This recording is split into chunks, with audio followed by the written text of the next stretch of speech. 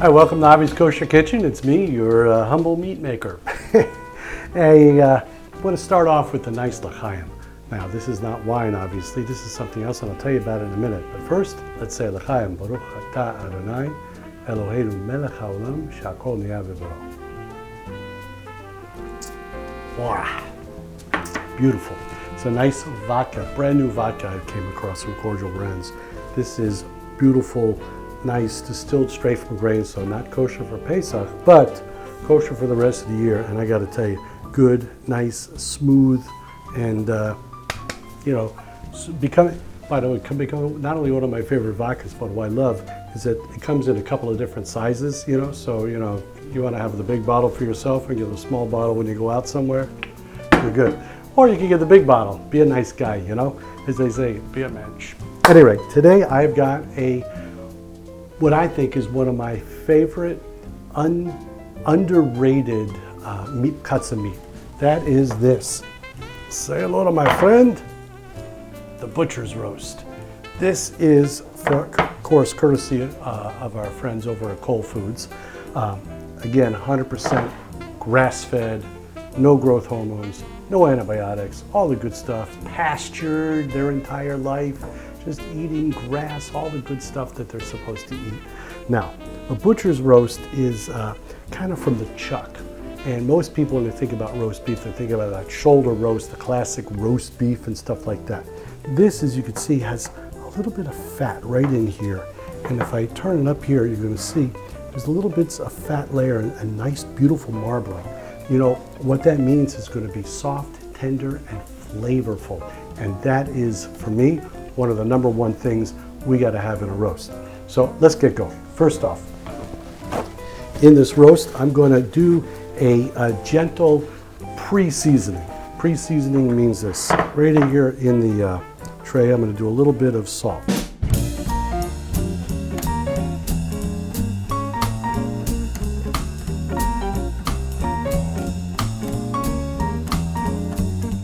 Back here, I've got a cast iron skillet. Now I'm going to show you exactly how we're going to do this. I'm going to crank the heat up here. I want to get this nice and hot. What I'm going to do is sear the meat in that cast iron skillet and then cook the roast in the cast iron skillet in the oven. So it's going to be really, really, really special. Okay, so now let's put this right into the pan and see what happens. Oh yeah, listen to that.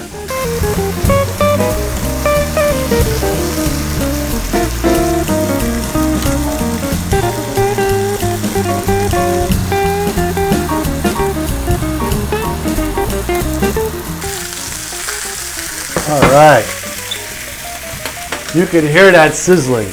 Now, I just let it go for about a minute or so on each side. And as hopefully you saw, we seared all the sides. Now, it's going to keep searing in this pan because cast iron, holds the heat really, really nicely. Now, what I want to do is we're going to season this further.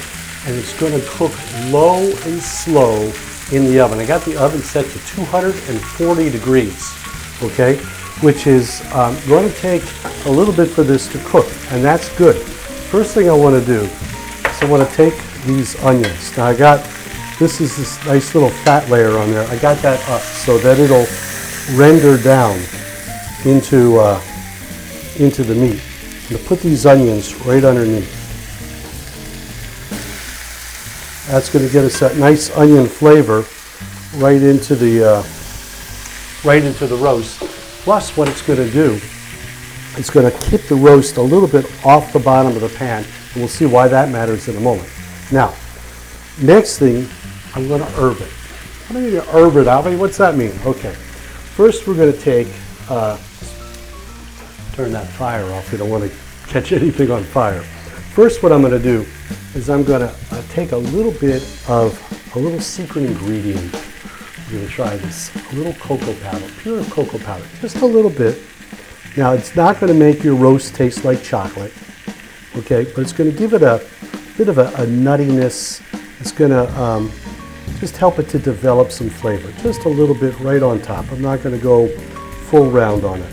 The cool thing about this is that when people say, "That tastes so good," what did you put on it? There's something different. You go, cocoa powder, chocolate, and they go, really? Yeah, you're cuckoo for cocoa powder. All right, anyway, enough of that. Now, I have here a little bit of pure maple syrup. So I'm gonna just drizzle this on top. Now, why do I wanna just put a little bit? It's probably enough. I'm gonna rub it on there a little bit, because this is gonna help stick our next stage to stick. What's our next stage? I have here some fresh herbs. Now these herbs, I've got a melange here of fresh basil, oregano, Cuban oregano, and some sage. This is all from my organic garden I got growing up. We'll hopefully show you a couple of photos of that. But we're just gonna herb all of this. This is all just herbed right on there nicely. Now, some of this is the flowers from the basil. Basil flowers are amazing. Strong in flavor, and just really, really, really cool. Okay, so that's just gonna go right on the top. Now, if you wanna do the whole thing underneath it too, you can, that's fine. But this, the oils in this are gonna just cook right into this meat beautifully. That's enough there. Now, I have here a couple of, these are the basil flowers. What I'm gonna do is we're gonna just gently put these underneath, just so that it brings an aroma up to it, and on the bottom it gives us some of that nice flavor. Just get it all on there, okay? Very nice. And we'll leave these for another recipe. Anyway, now, to this, I've got a little bit of red wine. Use red wine that you yourself would drink. Don't use a red wine that you wouldn't drink, because why would you use it if you're not gonna drink it? Right into the pan, right underneath here. Both sides. Try not to pour it on top of the roast so that everything sticks there. Now that's, to me, this is gonna be beautiful. I can't wait to taste this. Now, what we're gonna do is I'm gonna use a probe thermometer. We wanna make sure that this cooks properly. I like my roasts about medium rare, so it's about 130, 135. Some people say 125. That's a little bit rare for me, or certainly a lot rare for my wife. So we got to respect what she wants to. Now, my roast is about so thick. This, I've got to tell you, you know, when you feel the meat with your hands and that meat is so soft, you know it's going to be good. And that's that Whole Foods roast.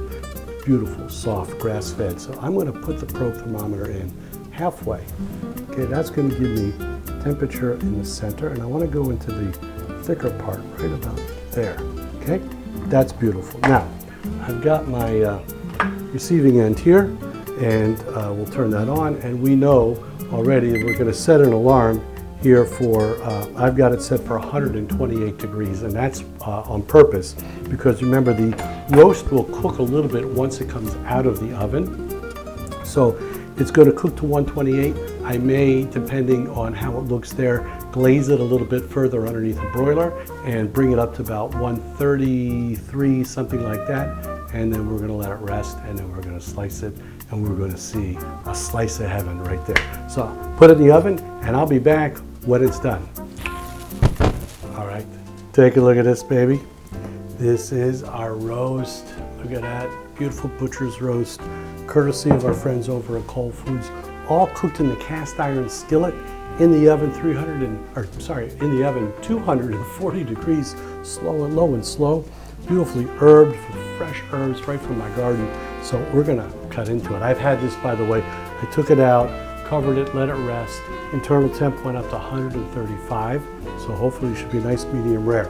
By the way, quick hint for you, when it comes to grass-fed beef, especially this 100% grass-fed beef from Whole Foods, you want to go by temperature. Don't start going by, what you normally do in an oven at 2 hours for 300 degrees or whatever it is, and I'm just making that number up right now, because grass-fed meat, especially 100% grass-fed meat, it cooks quicker than a traditional grain-fed or grain-finished meat.